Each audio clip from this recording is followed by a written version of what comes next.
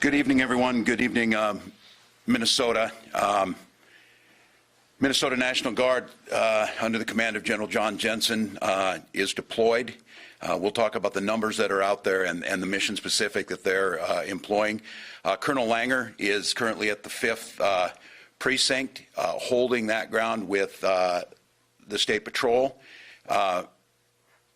DPS and the folks with under DNR are out there, and our local partners in Minneapolis, St. Paul, and our joint powers agreements are assisting.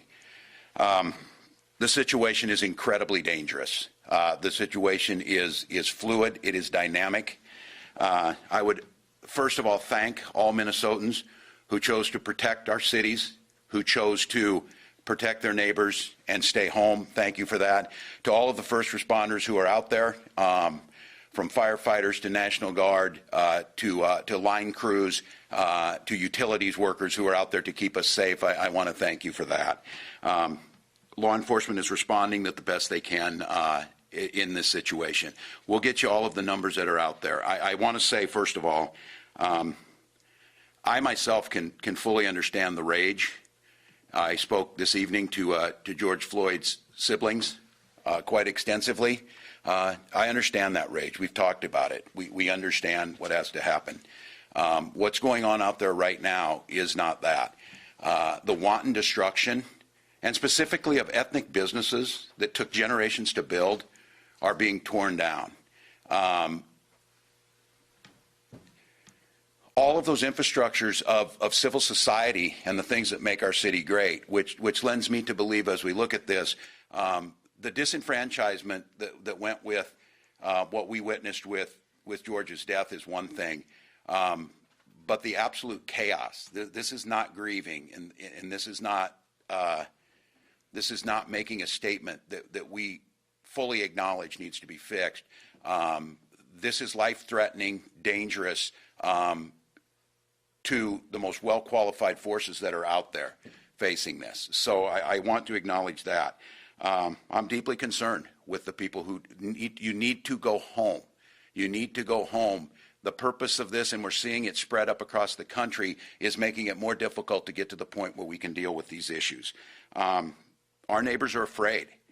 People are watching this across there, and they want to know what's happening.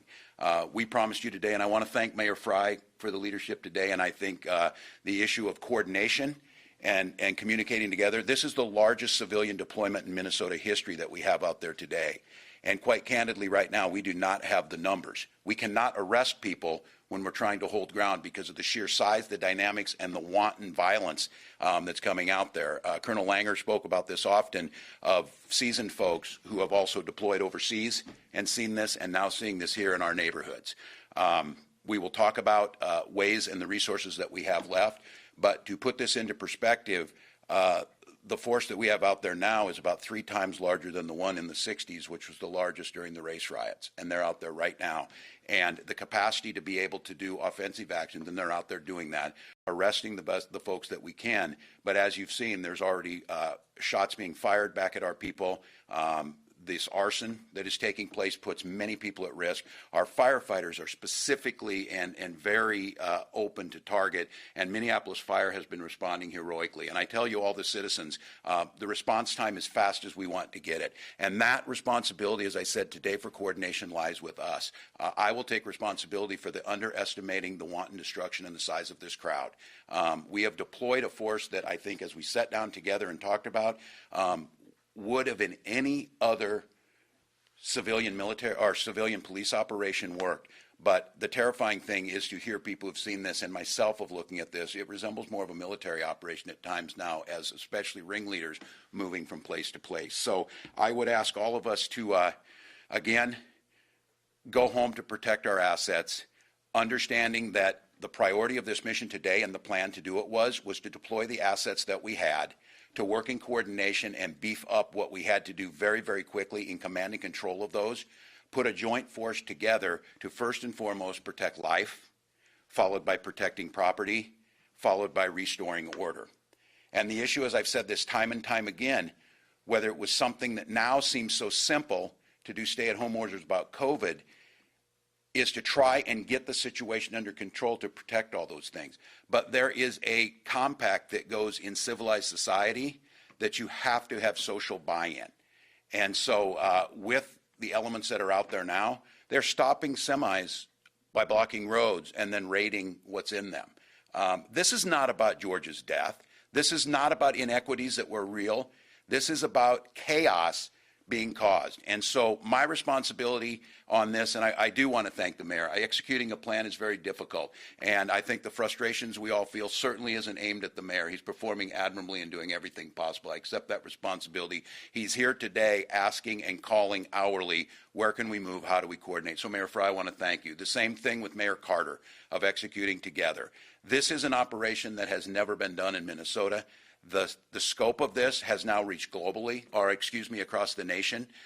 We were in contact today and had an extensive conversation, General Jensen, Commissioner Harrington and I, with the Secretary of Defense and General Milley, the Chairman of the Joint Chiefs of Staff, to talk about assets and way that we can help to assess the situation as they're seeing it on the ground and to put those things into a plan to operate today. That plan has not changed, and our folks are out there as we speak right now doing this. Our intention is still to do those very same things, protect the lives of Minnesotans, to try and protect as much property as we can and try to restore order on the streets. I have to do that in a way that protects those who are out there doing that, to ask them to go in a forward motion to try and to get some of these people. They are well coordinated. They will flank these groups. They will do everything possible to cause that destruction.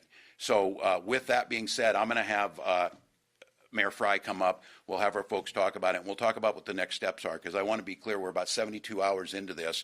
The mayor's quick action of activating the National Guard, I believe, protect as much as we could. I think now, as we think about this and we're this far into this, it seems almost impossible. It was 2 days ago from an activation. We went today of planning tonight for what tomorrow is going to look like, because I think Minnesotans need to recognize, and we clearly recognize this, what you see tonight will replicate tomorrow unless we change something in what we're doing. We changed that today in a way that was unprecedented in the amount of numbers, the execution of the plan, and the quality of the first responders who are out there. You have veterans of combat tours overseas. You have state patrol who are seasoned. You have local police and firefighters who have been doing this for decades and are the best at what they do. They're just not used to doing it where you have wanton destruction. And the challenge that we face and the challenge that the mayor faces is we have to do it with ensuring the safety of those people, ensuring that there are legitimate people who earlier want to try and express their grief. The folks who are out there right now want nothing more than entice into conflict, entice something that sets this off even further, entices our folks to get in a situation where we start to lose life. And so that adds the complexity to it. If it were as simple as just push them and move them back, that would be one thing. They cannot do that. So I want to just reiterate that Minnesotans deserve a plan to try and get this. We need to assess that with all of the tools that we have, with the experience that we've seen in this.